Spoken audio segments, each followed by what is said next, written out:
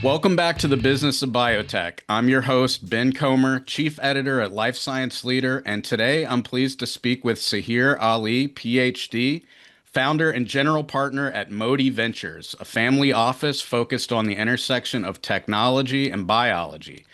Sahir is a young man to have already led many professional lives. He worked on Wall Street during his undergraduate years.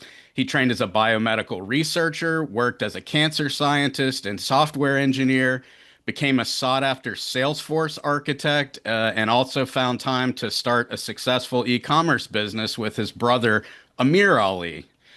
That doesn't cover everything. We'll get some additional color from Sahir about the experiences that got him to this point. And we'll also learn about Modi Ventures' unique investment model, how it builds on the Markowitz model for portfolio organization, and what the future of tech bio and AI in medicine might look like. Sahir, thanks so much for being here. I really appreciate it. Oh, happy to be here, and thanks for all the introduction there. Yeah, absolutely. I want to ask you a little bit about some of that intro. You were born in Pakistan and moved to the US, Houston, Texas, specifically as a child. What sparked your interest in science and technology initially? Right. Well, we moved here when I was 10, 11 years old, and it was an interesting time in late 90s where um, I'd never seen a computer before in the sense that it was never close by. Obviously seen a computer, but never had one in my house. So when we moved to Houston, within a month, we had a computer, a compact Presario, and so sort of it was an unattainable thing that now was there. It was gifted by my uncle. That kind of just really sparked curiosity on how it actually worked, and so I think I went down the rabbit hole. But one of the more, I would say, profound moments for me was being part of first robotics program that Dean Kamen started. I don't know if many people would recognize that program. It was in late 80s. Dean Kamen thought, in every school, all the athletes are treated like stars. You have pepperellis, you have cheerleaders.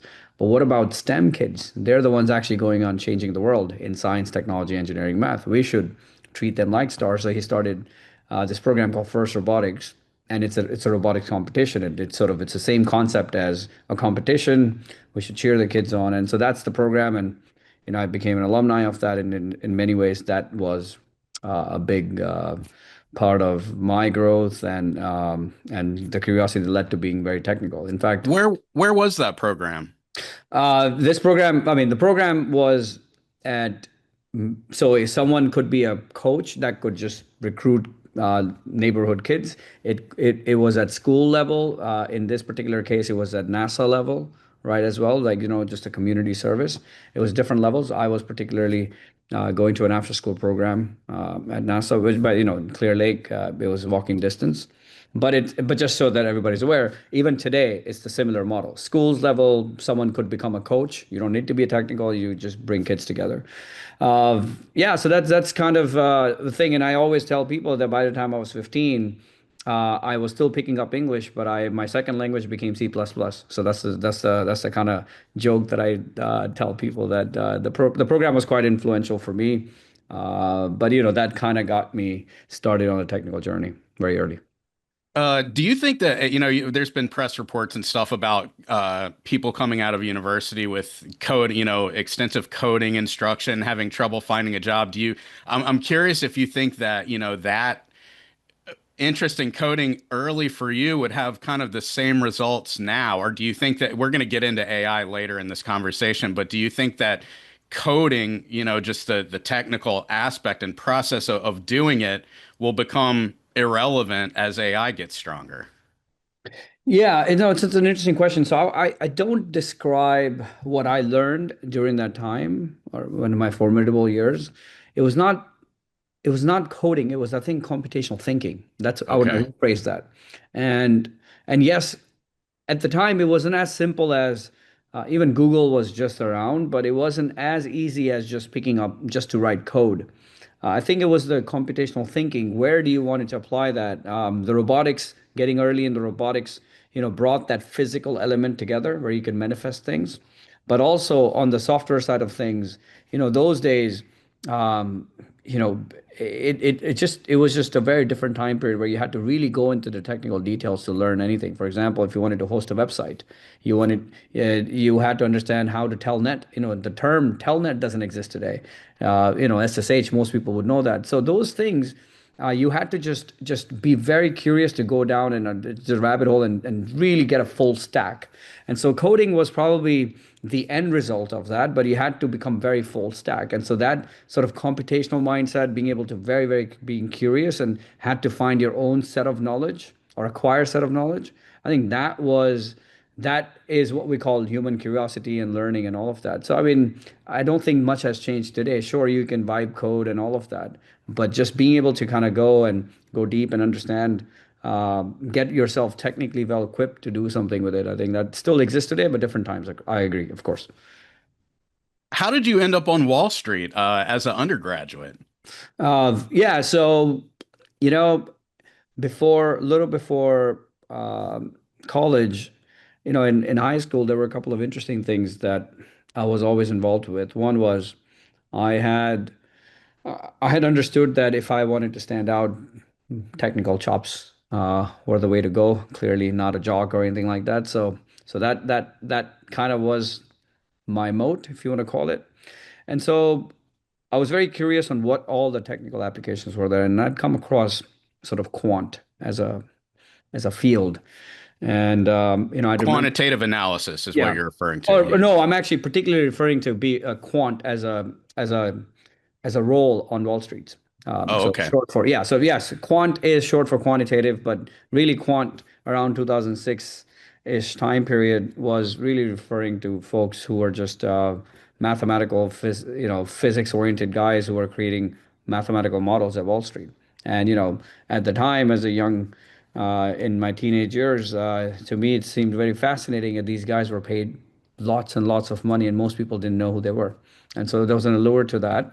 And so I read a little bit, and eventually at Rutgers, it turns out Rutgers had a pretty well-defined quant program for grad school, and electrical engineering. At some point, when I started to understand is it's all signal processing. This is pre-machine learning era. So just I think knowing enough and knowing enough about it at the freshman level, and not many people were even knew what quants were. I think that was kind of my foray into it, and luckily, I ended up at an alter investment group within Citi, and then the rest of the history. But that's kind of the sort of precursor to it. It's just that again, it comes down to this just being technical, full stack, just to be able to know what I call asymmetrical information. What is it that you know, and be able to use that you can make yourself stand out. And for me, that just knowing enough about what a quant does, what quant is, and being able to position yourself as your curiosity and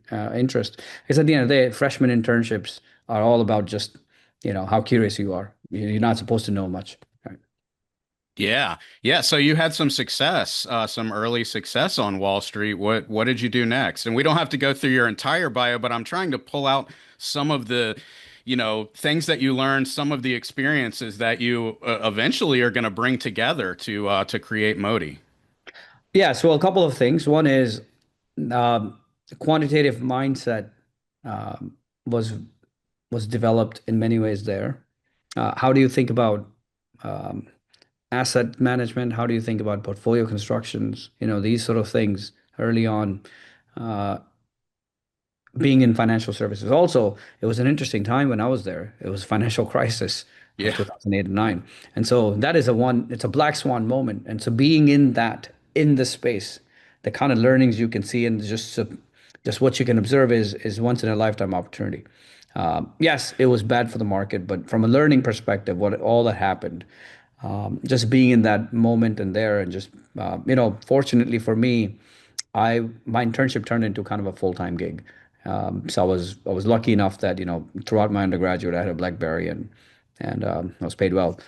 And so just being in that environment and just be able to learn. And the second thing is obviously quantitative trading and all of that had kind of come to a halt in that time period. So I had an opportunity to adopt another technology at the time, was called Salesforce, completely orthogonal. However, Salesforce 2008 and 9 was sort of early days.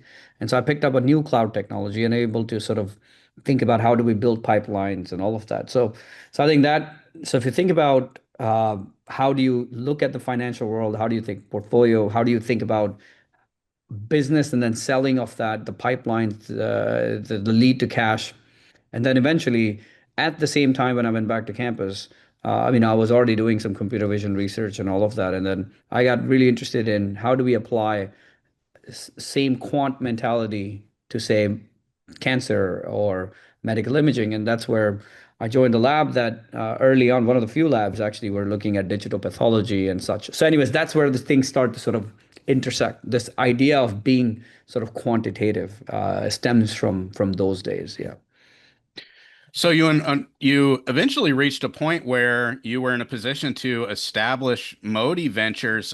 Give us a sense, and this is a family office. You're making strategic investments. Give us a sense of where the money came from. Was it, just your successful career up to that point to serve as the basis for your initial investments, or what would you say about that? Right. Yes. We're lucky and blessed. My family, which includes my brothers, um, we're entrepreneurial.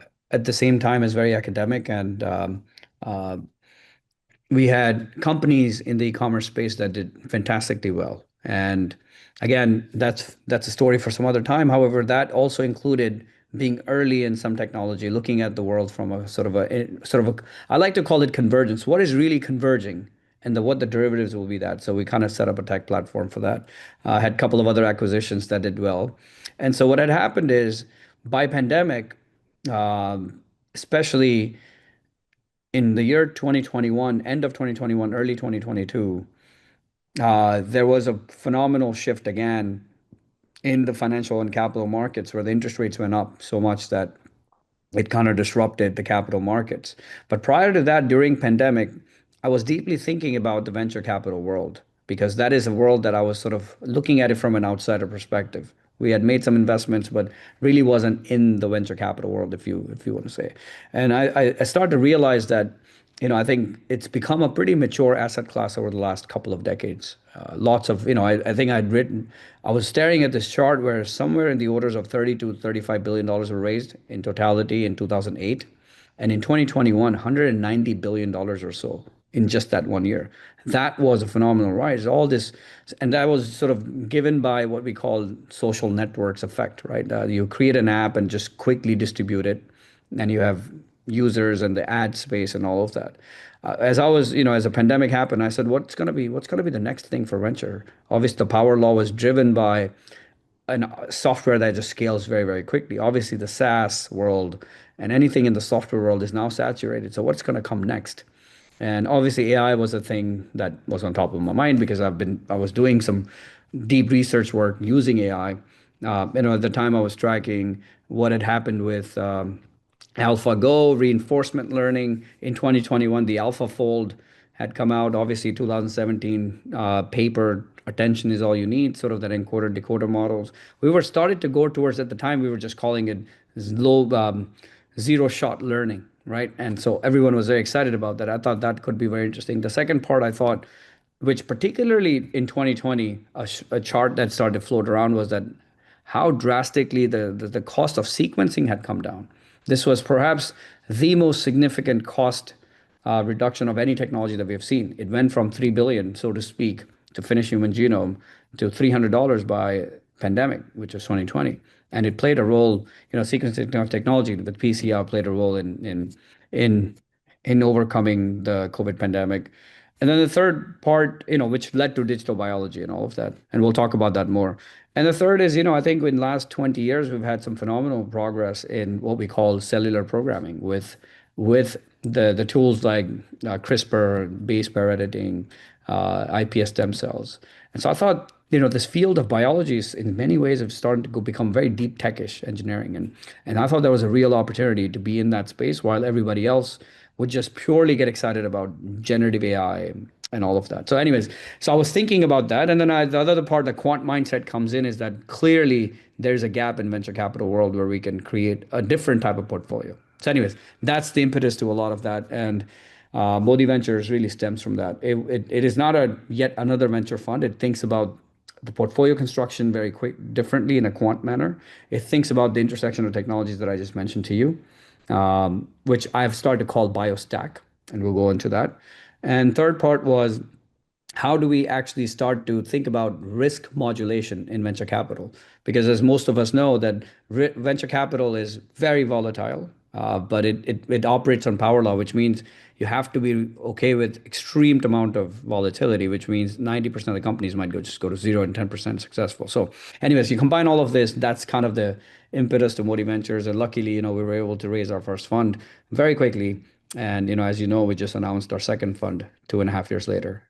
So Yeah, and I want to get into Modi Ventures and your investment framework in just a second, but I'm curious about the establishment of Modi Ventures in Houston. Aside from your childhood experiences there, what kind of drew you back to Houston, and maybe what would you say about the Houston life sciences ecosystem? It's not one that is often, talked about along the same lines of, a San Diego or a Cambridge or even New York. yeah, so I'm glad you actually asked this question. Why Houston? Besides my own, personal connection to it, family connection. Well, Houston. Well, let's start with the basic. First of all, Houston is home to the largest medical complex in the world, Texas Medical Center.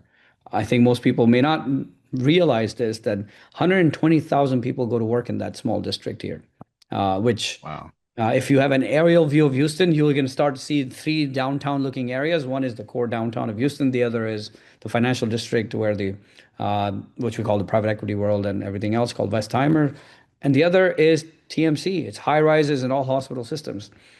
This area does more heart surgeries than anybody else. It has the best cancer care therapies. Obviously, MD Anderson is part of this.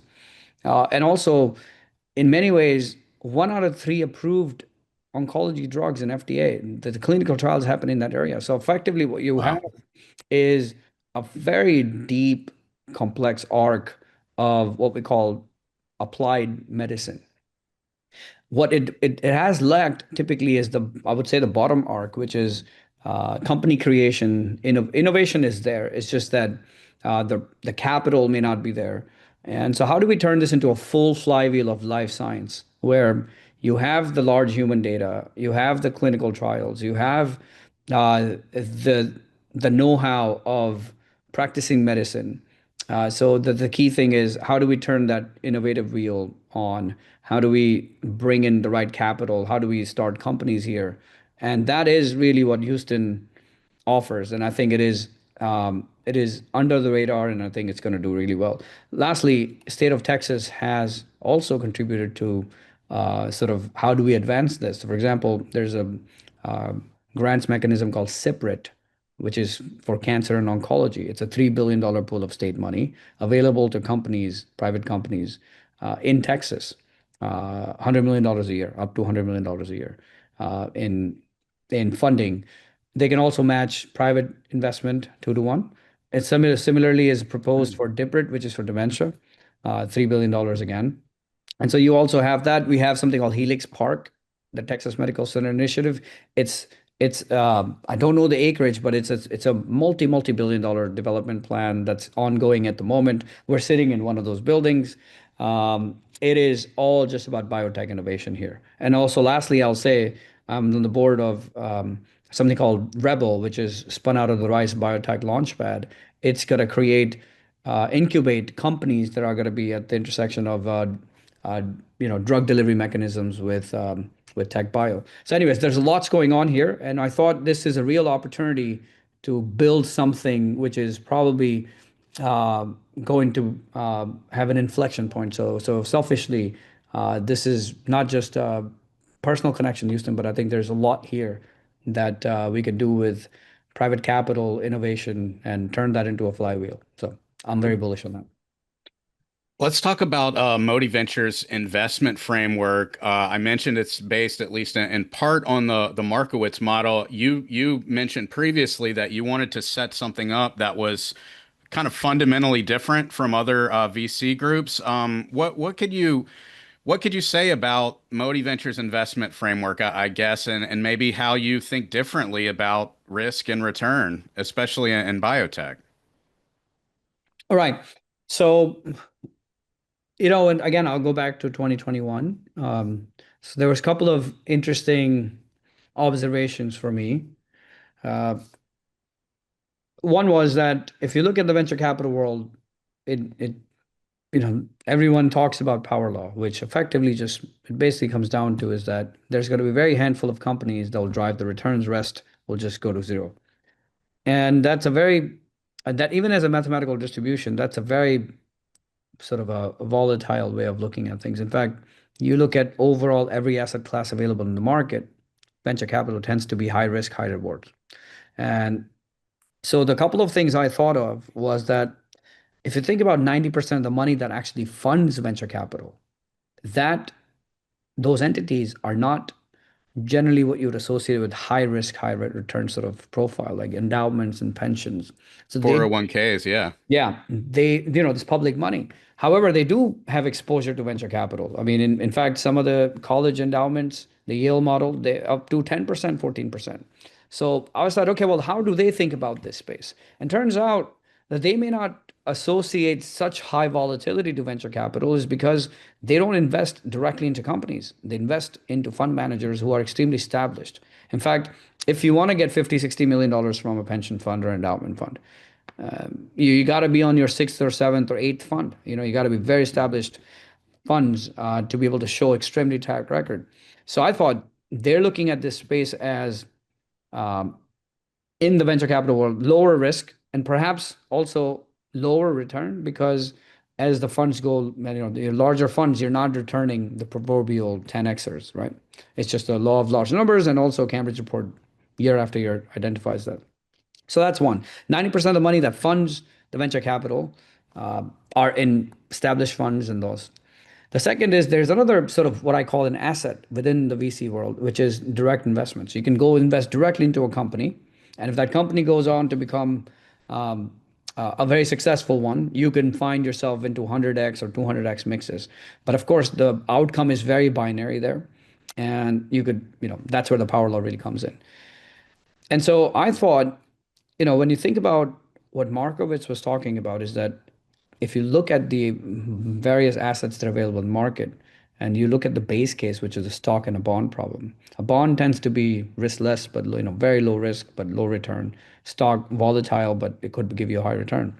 But if you have sort of if the equation of Markowitz based on correlation and the risk return profile, if you could create an uncorrelated baskets of those, you could technically bend the curve. What that means is if you can mix them up, you could take less risk than your low risk asset and get a higher return. And so that's where I thought if we could do Modi Ventures in a way that we could mix the right limited partnership positions with direct investments uh, in a unified framework, and we'll come to it what that framework is from investing on the Biostack, then I thought there was an opportunity to apply a bit of quantitative model where we can modulate the risk and get a pretty decent return and don't have to play what I call in a power law space where plenty of people are. So that is the fundamental framework without getting into a lot of the more proprietary details, but that's the mindset and the framework. And the second, so it's not a fund of funds as such, but it's also not a co-investment and such. There's a fundamental quantitative way of sort of looking at this and inspired by the Markowitz or the efficient frontier in the venture world. And then I thought if you have this sort of framework, what's worthwhile to look at is the bio space. Why is that? Because biotech, well, I don't want to use the word biotech, but when it comes to bio and medicine, particularly, it has a very interesting spectrum, right? I'll give you an example here. When you look at any tech company, which is primarily what venture capital is driven by, it has seed, Series A, Series B, Series C. These are sort of series that define some kind of product market fit tied to how much money can you raise. However, if you think about the bio world, some of the tractions defined by your experimentations and clinical outcomes, right? So you go from lab to IND, you put your lead candidate in, then you have phase one, you have phase two, phase three, and then market approval. Actually, turns out at phase one, phase two, phase three, you can actually have some deterministic outcomes. You can actually say at phase two, who could be a potential buyer, what could be the peak sales. You could do those deterministic sort of outcomes. And so that actually is very interesting than just purely tech, where Series A doesn't mean much in terms of what your outcome could be.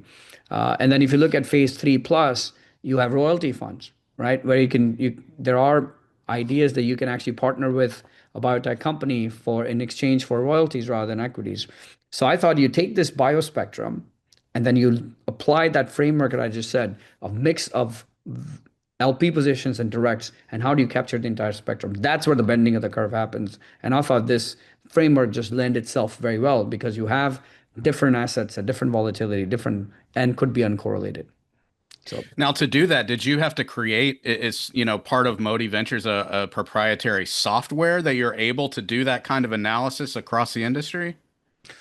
yes, so I wouldn't call it a software. It's not like packaged thing where I can just give it to somebody, but there is some deep analysis and modeling as such. So I'll give you one example. When you think about there are hundreds of funds. In fact, last I looked at it, there are close to 1,000 biotech funds even, right, around.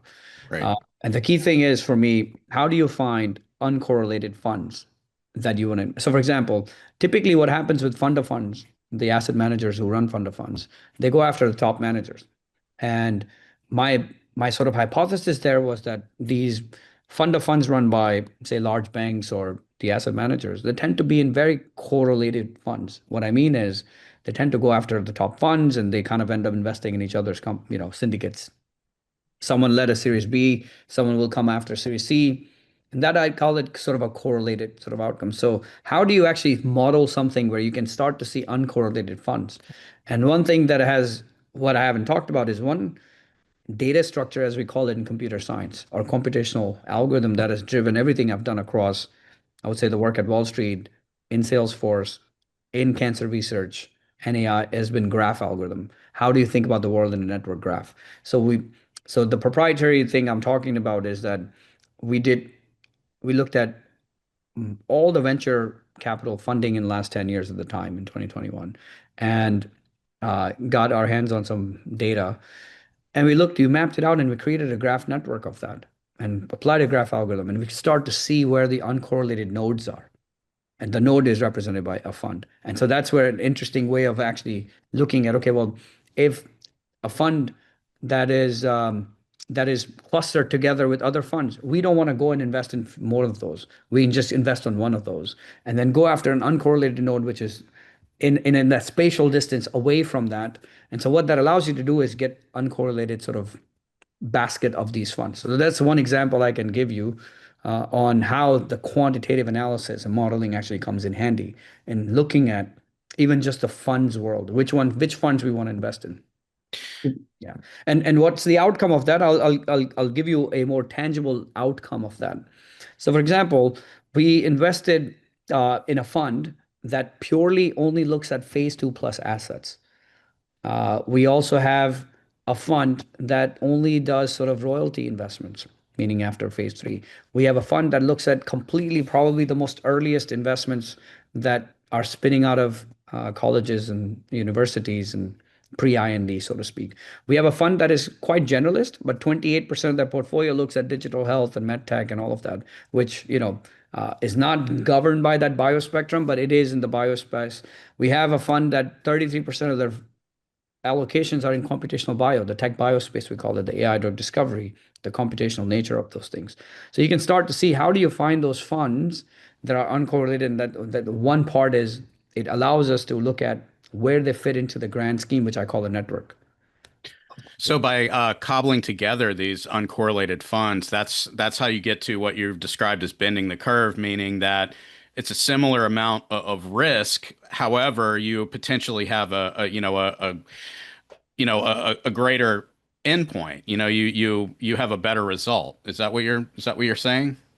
Yes, partially correct. However, the bending of the curve happens by mixing lower risk assets, which I will bundle as limited partnership positions with direct investments, where we're also making direct investments. So think about it like a bond and a stock, right? That's where so modern day portfolio, all the wealth manager will say, we'll do 60% in stocks, 40% in bonds, or 20% bond. It allows you to modulate your portfolio to say, is it a low risk, it's a moderate risk, a high risk, right? So that's Yeah. one framing. Even within the LP positions that I described to you, not every fund carries the same level of risk. For example, we are LPs in Khosla Ventures. I would consider that as a lower risk investment, established funds. However, we do have a couple of emerging managers. I would consider them a little bit higher risk. However, if you compare the both, one has a higher propensity if they're successful, to deliver a more higher returns and outsized returns than, say, $1 billion fund. It's a reality, right? And so it's a risk return profile even within the limited partnership position. But we also take that as a full portfolio approach of LP positions and directs. Typically, what you see in the industry is a fund of funds that might just offer co-investments with the funds they work with. In fact, turns out our direct investments are not correlated with the funds we're in. We don't go and double click on their companies as much. We have our own views of the world. Yes, once in a while there is an overlap because that's the relationships we have. But it turns out in Fund One, we only were correlated with the funds we invested in, the companies they have, less than 12%. Yeah, that's really interesting because, of course, you do also have the direct investment in exceedingly risky assets in the meaning companies, early stage biotech companies are. Well, let me ask you this: you objected to the word biotech. Do you prefer tech bio, or what do you dislike about No biotech? objection. Is It's it just that, I think it's just all about framing. I'm starting to call it investing on the Biostack rather than Biostack? biotech or tech bio, and I'll tell you why.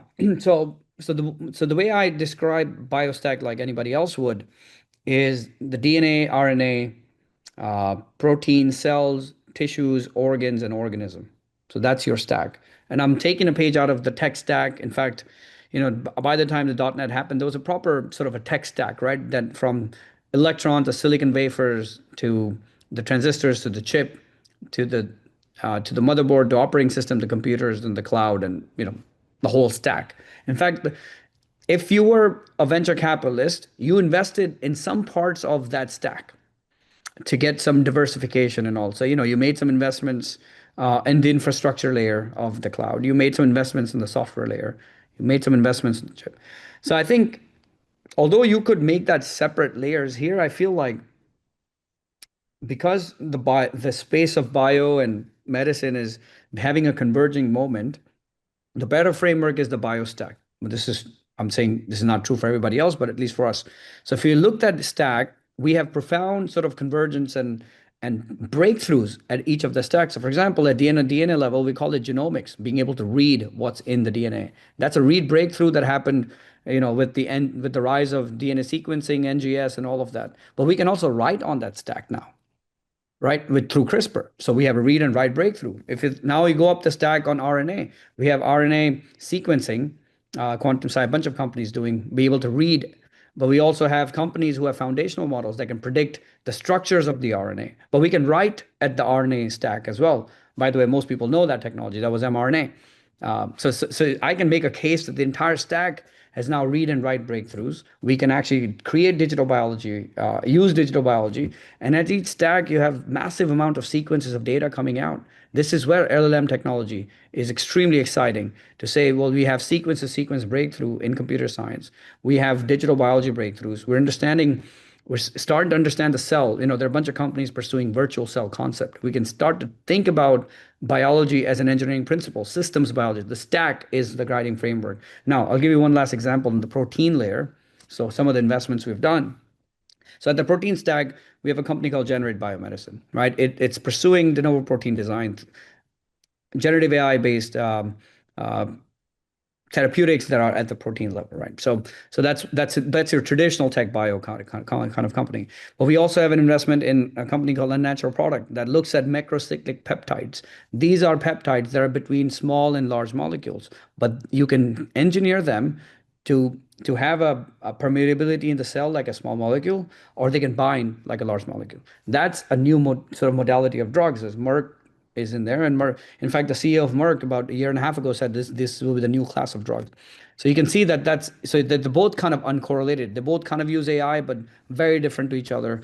The last example I'll say on the protein is we have an investment in a company called Aether Bio, which looks at the enzyme space and say how do we reduce it down using computational techniques to do something in manufacturing space, because enzymes are the building blocks for us. We can take that down to in manufacturing, say for removal of PFS, low grade primes of lithium to high grade, that sort of speak.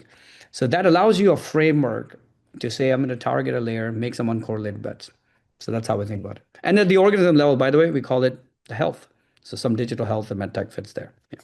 Got it. So, in thinking about the companies that you're making direct investments into, do you see those companies as being, at one layer or another of the Biostack? Is that, Yes. how you, yeah, and that's how are you trying to balance it throughout the stack, or are there certain parts of the stack that you're more interested than others? You know what? That's a good question. I don't think I was. It's ultimately what we have to see is where the returns are going to come from at the end of the day. Um, and so I don't really think about what part of the stack that I think it's going to be. It's not like the tech stack where the software just made a lot of sense. It had the distribution.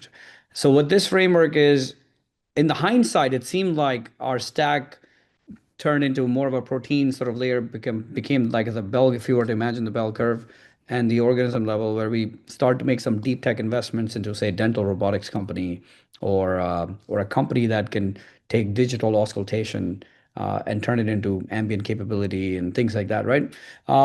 So I don't have to necessarily see which stack becomes more proliferating, but that stack is where we want to be able to deploy, which also allows us to be uncorrelated. That's what I keep highlighting that term, which, by the way, if you are, by virtue of that, you're also diversified. Now, it's one could also say that, hey, you're just too broad. That's a fair thing, but our math model is also very different. And so in that sense, it's okay for us to be quite broad. And I'll also say that we don't have to worry too much about the market trends. For example, funds who just do a lot of therapeutics, they tend to be very much focused on what pharma is going to acquire in next couple of years, and so you get very correlated to that. So in one bad phase 3 that failed, and then the entire field sort of takes a setback. What we have here is it allows us to be resilient, a portfolio to be resilient to some of those forces, because as we both know, and everybody knows that biology, investing in bio world and biomedicines is not just risky but also uncertain, right? Investors know how to manage the risk. It's not the risk part that uh, scares people away from this space. It's the uncertainty part, because biology is uncertain. And so this Biostack framework allows us to be a bit build a resilient portfolio. Other than the quantitative framework of LP positions and directs, which takes the whole thing and takes this risky space and gives a basket of low risk assets, which are limited partnership positions. Yeah. Right. So here, is there anything else you could say about the criteria that you use to select the companies that you're going to make direct investments into? Yes. So this is where I would like to redefine what I call tech bio a little bit. Is Okay. what I say that uh, I like to see how our companies are at the intersection of these three fundamental technologies that are converging.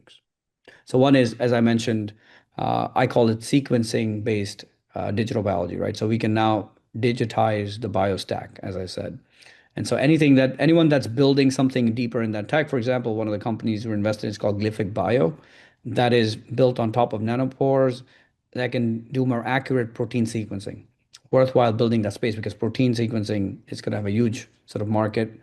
Um, and so that's sort of anything that is touching the sequencing and digital biology. It could be a software company, it could be an analytics company, it could be someone's that's doing something in liquid biopsy, and so those sort of things.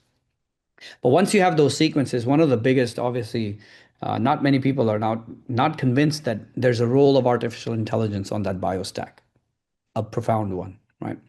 From not just drug discovery and design, but being able to understand causality of disease. For example, one thing we've known is, from Alzheimer's, what are some of the variants at the genetics level, right? Machine learning has played a key role to understand ApoE variants. We have AI in medicine, radiology, pathology. We're starting to use AI in physical settings that we never thought was possible, or we have never done before. Not possible, but haven't done. Ambient AI between the doctor and a patient, those conversations. So AI has a profound role in the entire biostack, from organism down to DNA. So that's the second sort of, if I was think about, if you could visualize a Venn diagram, so sequencing, artificial intelligence. And the third intersecting circle is that for the first time, since we have understood in mid 1800s that human disease effectively is about cells being lost and malfunctioning. And the understanding that we need to control the cell. And if we can control the cell, we can control the system's biology with it. The cell programming space is very, very interesting. If it combines with digital biology, AI, the idea that we can now have tooling to go and manipulate and control the cells, such as the CRISPR, the gene editing, the viral vectors, gene therapies, iPS stem cells. If so, I'd like to invest in that sort of intersection. So the criteria could be that you could be creating new therapeutics modality, it's fine. You could be a platform company that brings a certain platform, but again, you got to build a platform not from the sake of building a platform, but think about who those partnerships are very early on. Is there, is there a partnership that you can think about who can help build you with that, right? One of the learnings for tech bio world has been is that platform can be very exciting, hugely exciting, but if there aren't any partners and at the end of the customers, it's an interesting learning. So we all adopt from that. We can look at how do we actually have um, curative things. For example, how do we start to think about cures? Uh, how do we think about reversing disease? How do we think about disease modifying stuff? So that is again part of the biostack. And lastly, I'll say that AI in medicine and AI in healthcare is very different than AI in medicine, in my opinion. Healthcare is when you have to deliver care and all, it's a very difficult space. I tend to stay away from that. Not saying we don't do it, but AI in medicine, what can we do from troves of data in medical imaging and in everything else? What can we actually turn them into digital biomarkers? How do we enable oncologists to say, here's a risk score, here's how you better risk stratify these patients? How do we identify for pharmaceuticals that companion diagnostics that works on rudimentary imaging, H&E images, radiological images, right? These are some real opportunities to have and real market opportunities as well. So this we're deploying for. Yeah, so these are some of the criteria. I mean, and it's a very broad scope, but again, you need something like a biostack to kind of help you frame that. So it all comes down to that sort of the stack. You mentioned Rebel a minute ago, and I did want to just ask a quick question about that organization. I saw the announcement Modi made a strategic investment in partnership with Rice University. What caught my eye was that the company is developing intelligent bioelectronic therapeutics. I wanted to get you to tell me what those might be. Yes, well, it's a fancy word of saying combination therapies, and so here's you have a therapeutic along with something that could be a device, a digital device, and this could be a combination of those. So drug delivery mechanisms, and how do we embed maybe a device that can control regulation of the blood, sorry, a drug in turn. If we could have interesting devices that could control, how do we actually start creating new proteins within in vivo? I think these are all the sort of purview of that incubation in the venture studio. And I think these are things that are worth building for, because this could have a huge, tremendous impact on some of the very aggressive diseases and areas today that we just perhaps don't even have right treatments. So, and it's a bold one. It comes from Rice. There are, Omid is a fantastic scientist and a PI at Rice. Some of the technologies that they've developed, 100 plus patents. How do we turn those into companies? And that's going back to what I was saying, the opportunity space in Houston. There's fantastic scientists here. In fact, there are institutions who have done over the lifetime 100 plus INDs. It's just that I think we're just trying to put together an innovative sort of factory or life cycle or a flywheel. And so I'm just playing my small part in this, and I think you'll see some exciting things come out of Rebel. So very excited about that, and excited about our investment there as well. And plus, I'm very committed to building the ecosystem in Houston in ways we can. And I think Rebel, in many ways, is thinking about very similar to how Boston biotechs have in the last couple of decades, right? The flagships and the third rock of the world is. I think there's opportunity to do something here, but also take some learnings along the way. I wanted to ask you about one of the other companies that you've invested in, Lila Sciences. Yes. They are working to develop scientific superintelligence. What would you say about that? That's probably the most interesting and exciting investment. Just given where the markets, where the I guess the general exuberance is. I mean, if you think about the current state of AI, right? Since 2020, when the ChatGPT sort of took everybody's imagination, what we have done very well is in what I call in the in silico world, in the software world, if someone was to prompt something, magically, set of sequences come out that appear like an essay, it appear like an analysis of something, whatever you want to frame it as. It can generate a movie, it can generate images, it can operate on images and understands. Again, from pixel to text to everything, anything that can turn into a bunch of sequences, great. Either LLMs or these diffusion models just tend to do very well. Science, so if you want to make a super intelligence on the science side of things, though, science has a different sort of a flywheel or a path where someone has to create a hypothesis, then has to go and experimentate, physical experimentation, physical access to the world to be able to do that. And then you collect data, you analyze it, and then you repeat that loop. So if we were to think about what is the role of agentic AI or any sort of AI framework in creating science, so you have to create something called a super intelligence, and that super intelligence has to have access to the physical world. And that's what Lila's sort of core thesis is, that if we have a super intelligence layer or AI layer, which is a software layer, but what if it had access to something called AI factories, where it can actually conduct experimentations on that stack from maybe DNA, RNA, material sciences? What how do we turn that into sort of uh, a full sort of an AI factory? And so that what could be the business models of that? I mean, I don't want to go into details of that, but one couple of things that could happen is we could improve therapeutic indexes of existing uh, therapies. We could find new materials that could be better soluble, or it could have different sort of Z index, as we call it in chemistry, which would require, say, 300 scientists or 100 scientists. Here, you could just have two scientists who can do proper prompt and let the experimentation loop happen, right? This is a fundamental sort of shift in thinking about how we do AI science, so AI-based science. So that's one.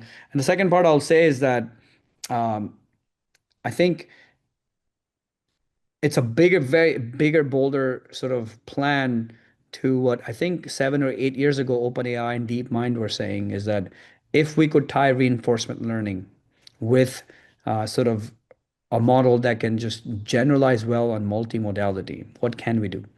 And I think it's a similar sort of question here is that if we were to build this sort of platform and sort of create that loop, what could happen? And so it's a very exciting thing. I think it's uh, I think you'll hear some really wonderful things coming out of this one. But I'm very super excited about Lila.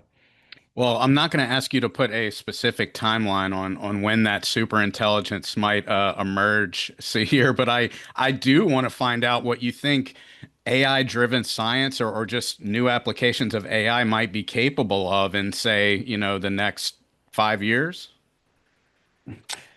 Yeah, so in science, one of the things that if you think about the past, scientists used to use rulers and then the microscope, um, then increasingly electronic sort of tooling, right? The sequencing and all of that. What is the scientists of today and future is going to be able to do? They will be able to use these sort of platforms where um, they can quickly iterate on an idea, quickly experiment. They don't have to keep having to pipe it, that sort of that laborious sort of things. So I think we're sort of at an early stage of, can we, if it has taken humanity to go from discovery of electrons to electricity to say transistors 60 years, can we sort of use our creativity in the same way, but reduce that timeline by, say, 10 years? And that's what scientific superintelligence allowed us to do. That's my hope. That's the opportunity space, is that yes, we have done phenomenal progress, but it comes at it comes with a time and lots of sort of human skills and all of that. Scientific superintelligence just really accelerates all of that. I think it could perhaps put us in a whole different path that we just haven't. And also remember, science is a unique field where it's not about what the public data is, right? It's also about proprietary and data that doesn't exist today, perhaps. And that's where I think that intersection of automated labs and being able to have an LLM capability, the prompting to be able to do that, create that flywheel. I think there's a lot there. But I think, the market. Synthetic data will be important, you Yeah, think? synthetic data is extremely important. I think, you can see some examples in pathology and especially what we call imbalanced uh, areas of data where, there's only one case that is positive out of, say 100,000, glioblastomas of the world, right? Right. Synthetic data could be very supremely useful in medicine, but in many other ways. So I think that's kind of my hope, is that I think, and also there's a clear space to build, right? While everybody's excited about generative AI in general sense and enterprise and consumer and all, I think this is a space ripe for innovation, capital markets. I think what I call engineering of life has always been the most important part to us. So super intelligence in 5 years? Yeah, I mean, I don't, you know what they say about predictions, all predictions are bad. So I will say that I think maybe in 5 years, we might hopefully have a moment where we can start to capture people's imaginations and say that this is something that ultimately will make a material difference to people. Ultimately, this space that most of us are excited about investment is because we have to remember the direct implications are that people's lives, right? We can save lives. We can alleviate pain and suffering that comes about with these aggressive diseases. And it's not the person with the disease, but there's an entire sort of society, family that suffers with it. If we could create preventative and curative medicines, it can also lessen the burden on society, the financial toxicity, and there's lots at play. And so, again, we don't want to create technology for the sake of technology, but what is it ultimately going to help? So I don't have a 5 year prediction or 10 year. I'm hoping that in 5 to 10 years, we are going to start to shift towards precision medicine. Again, precision medicine is about right data, right target, right patient. And all of that has to do with being very precise, personalized, generative is the term in there as well. So, platforms like Lila can go beyond just, medicine, but also in material sciences. But I'm more excited about Lila doing something in the space that I'm more excited about. So, and then other companies that are building, not just ours, but the whole ecosystem. I think we're in an inflection point of what I think truly the intersection of tech, bio, and medicine can do for us. Yeah, and we're running short on time here, but maybe my final question for you, Sahir, is just about that, the future of tech and bio, and maybe getting back to Modi, why you think new financial engineering will be needed for the future of tech and bio. We've covered what you're doing already, but do you anticipate even different approaches to strategic investing as tech bio, as a kind of individual industry, continues to progress? Yeah, well, as I said, the space has become mature, so now you can actually have some interesting financial engineerings. For example, private credits, royalty plays are sort of 10, 15-year concepts. There are funds who are just looking to underwrite the entire phase three with different financial stacks, offering mix of private credits, um, mix of royalties. You come into early stage, states like Texas, maybe some North Carolina, and California led the way with stem cells back in the day. What roles do state play in funding while the national funding is in some kind of a disarray. Um, so that has changed. In fact, the we we we are forced to think about what does curative medicine look like and how do we price those, right? So the CRISPR of the sickle cell and CRISPR, one treatment that can just reverse the disease. Our financial models for reimbursements and everything else is focused on not curing but managing the disease. So new ways of new we have to think about new ways. Even in the venture capital world, we have not had technology that was moving at pace that is in this space. We've had, the breakthroughs of AlphaFold, and we're building on top of that. We have artificial intelligence that's just being pretty much applied across the board everywhere. So that is going to have a big compounding effect. We're going to need to figure out how do we think about how do we think about the value of some of these assets in interesting ways? I mean, these are platforms that we've never seen before. Traditionally, we think of biotech as a certain molecule and what kind of peak sales it's going to have and a few other things. But beyond that, we have new technologies and new sort of platforms. So there's an exciting space. Also, I want to underscore the consumerization of health. It is absolutely here. There is a generational shift between Gen Zs and millennials. Myself being a millennial, we were considered the online first. Gen Zs are digital everything. They may be okay with the idea of an AI doctor than say you and I. That's not the era. That's not what we've sort of mentally tuned ourselves. But you think about the alpha. I don't know what the generation is called before, after Gen Zs, Yeah, but Gen Alpha. Yeah. Gen Alpha. So Gen Zs are now entering workspace. And in next 5, 6 years, they will be in positions where they're going to start to make decent amount of money. There will be a big consumer market. Alpha Gen, similarly. So I think if you think about the social media's rise, it was millennials and then taken over by Gen Zs. And I think in this space, I mean, I was reading a report just 2 weeks ago that in Gen Zs and some are later millennials, they're not drinking alcohol as much. And this is the first time in 90 years we've seen that sort of data. So Yeah. there's consciousness of being healthy. There is a digital first rise of function health of the world. I think consumerization of health is big part of my prediction of the next 5 to 10 years, and I'm taking some bets there as well. So let's not forget about consumerization of health. Well, I really enjoyed speaking with you, Sahir. Thanks for being here.